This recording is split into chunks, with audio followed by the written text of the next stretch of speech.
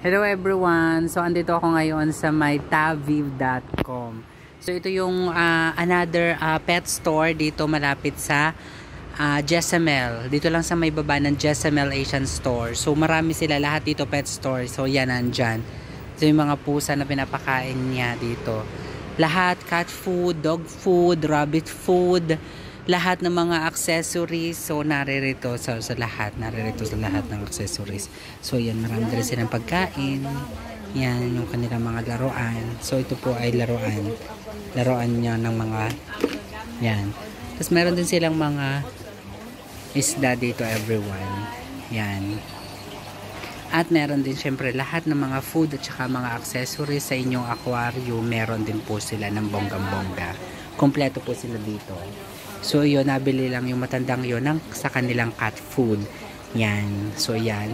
Kasi merong cat tuna at marami din dito. So yan yung mga